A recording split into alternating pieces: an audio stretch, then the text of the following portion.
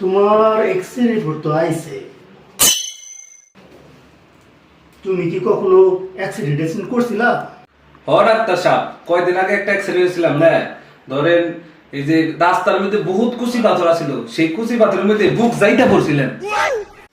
তাইতেই তো আসলে তোমার একটা বস্তু বুঝিয়ে দিই।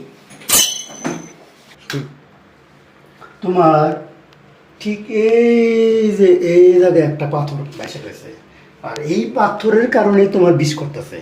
এই পাথরটা অতি শীঘ্রই বের করতে হবে।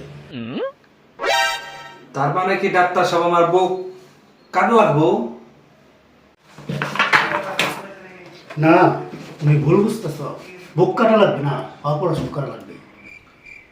আর অপারেশনে কি করবেন? তোমার বুক কাইটা পাথরটা বাই করা লাগবে। তাইলে কয়টা লাগবো? দেখো, আমি হলো গরিবে সহায়ক ডাক্তার। ৮০,০০০ টাকা হলে তোমার অপারেশনটা করে দিতে পারি। আমি গরিব মানুষ ডাক্তার সাহেব, অটো চালিয়ে খাই, দিনে 200 কামাই, মাস গেলে ৬,০০০ টাকা। ৮০,০০০ টাকা কোনতে জোগাড় করুন ডাক্তার সাহেব? এইটাই আবার পরিবার চালান লাগে। আপনি তো সহায় করেন ডাক্তার সাহেব, আপনি তো সহায় করেন ডাক্তার সাহেব। রাহো, আমি ব্যবস্থা করতেছি, তোমার আর কোনো পয়সা পাতি লাগবে না।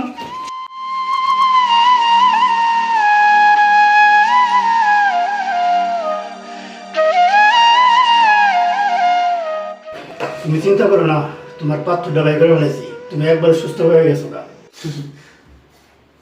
কিন্তু ডাক্তার সাহেব, আপনি তো আমার বুকই কাটেন নাই কে? তাহলে পাত্রটাই করলেন কি দিয়ে? দেখো, ডাইরেক্ট এন থেকে বের করে ফেলেছি। ওইটা থেকে পাথরটাই করলে কি পাথর বেরাইবো? ফিরিতে এমনি করে বেরোবো, তাছাড়া অন্য ডাক্তারের কাছে যাবো।